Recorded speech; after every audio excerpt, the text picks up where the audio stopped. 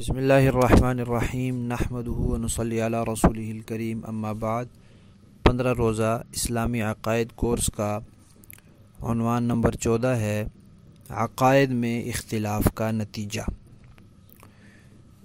قرآن پاک میں اللہ تعالیٰ نے فرمایا ہے وَاعْتَصِمُوا بِحَبْلِ اللَّهِ جَمِيعًا وَلَا تَفَرَّقُوا، اللہ کی رسی کو مضبوطی سے پکڑ لو اور آپس میں تفرقے بازی نہ کرو۔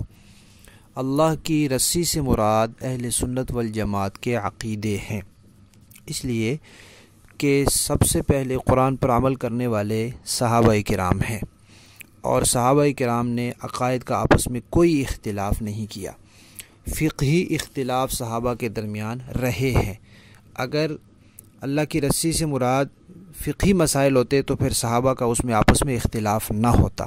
جب فقہی مسائل میں صحابہ کا اختلاف ہے تو اسے پتہ چلا کہ وہ مسائل اللہ کی رسی نہیں ہیں، عقائد اللہ کی رسی ہیں، اور جب انسان عقیدے میں اختلاف کرتا ہے تو پھر وہ اللہ کی رسی سے محروم ہو جاتا ہے۔ اسی طرح صحابہ کے بعد آنے والے جو ائمہ دین ہیں، خصوصاً 4 بڑے ائمہ، ان کا آپس میں فقہی اختلاف رہا ہے اور بہت زیادہ رہا ہے، لیکن عقیدے کا انہوں نے بھی کوئی اختلاف آپس میں نہیں رکھا۔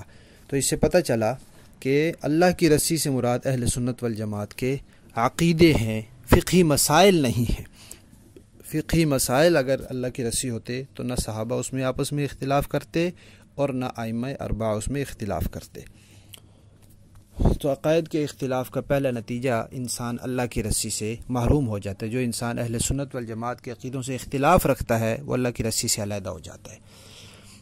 قرآن پاک نے فرقہ واریت سے منع کیا ہے، ولا تفرقوا، تفرقے بازی نہ کرو۔ تو جب کوئی عقیدے میں الگ راستہ نکالتا ہے تو اس سے فرقہ واریت پیدا ہوتی ہے، تفرقے بازی پیدا ہوتی ہے۔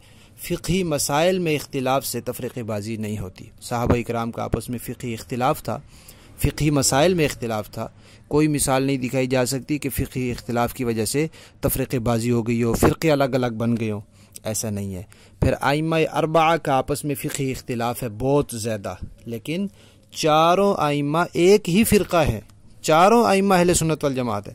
امام ابو حنیفہ بھی، امام مالک بھی، امام شافعی بھی، امام احمد بن حنبل بھی، اور ایک دوسرے کا اور ان کے مقلدین میں ایک دوسرے کا بہت زیادہ احترام ہے۔ حتیٰ کہ ایک دفعہ ہمارے ساتھی نے حضرت امام شافعی کا نام لکھا اور حضرت نہیں لکھا یا رحمۃ اللہ علیہ نے لکھا، تو استاد محترم نے کہا 50 دفعہ استغفر اللہ لکھ کر دکھاؤ کہ تم نے ایسی اکرام کے ساتھ ان کا نام کیوں نہیں لکھا، ادب و احترام کے ساتھ ان کا نام کیوں نہیں لکھا۔ تو چاروں ائمہ عقائد کے لحاظ سے ایک ہی فرقہ ہیں۔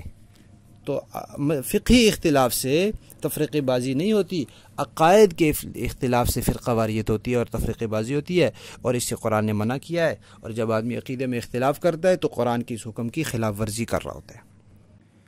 عقیدہ جو ہے یہ امت کی وحدت کی علامت ہے، امت کو ایک کرتا ہے، اتحاد پیدا کرتا ہے، اور عقیدے میں اختلاف جو ہے وہ پھر انتشار اور افتراق پیدا کرتا ہے، اور پھر فتنہ انگیزی ہوتی ہے اور فتنہ پھیلتا ہے، اور امت کی وحدت جو ہے وہ ٹوٹ جاتی ہے۔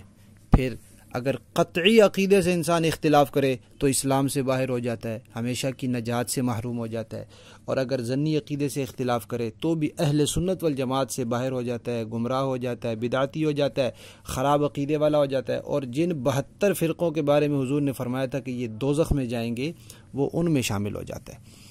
اللہ تعالیٰ نے اس امت کے بارے میں فرمایا کنتم خیر امت، تم بہترین امت ہو۔ یہ اصل اس کا مصداق حضرات صحابہ کرام ہیں۔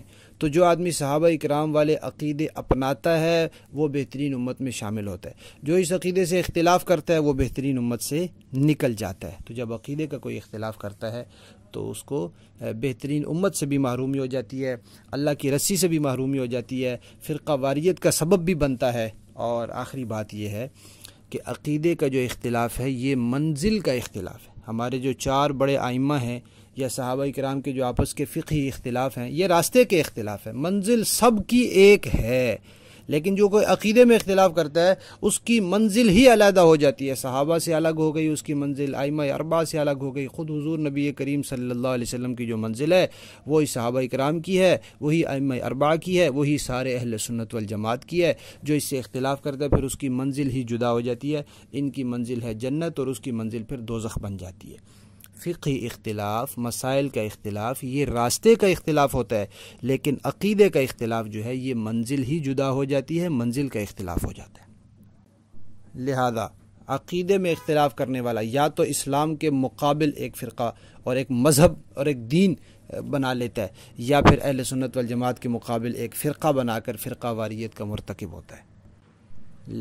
یہ بات اچھی طرح یاد رکھنی چاہیے کہ جو لوگ صحابہ کرام، ائمہ اربعہ اور اہل سنت والجماعت کے عقیدے سے وابستہ ہیں، یہ فرقہ واریت کے اندر رکاوٹ ہیں، یہ فرقہ واریت کو روک رہے ہیں، فرقہ واریت سے منع کر رہے ہیں، یا اس عقیدے کی طرف لوگوں کو بلا رہے ہیں، یہ فرقہ واریت ختم کرنا چاہ رہے ہیں، یہ امت میں اتحاد پیدا کرنا چاہ رہے ہیں، اور جو صحابہ اور ائمہ سے اور اہل سنت والجماعت سے الگ راستے نکال رہے ہیں، وہ فرقہ واریت کے مرتکب ہو رہے ہیں اور وہ تفریقہ بازی کر رہے ہیں۔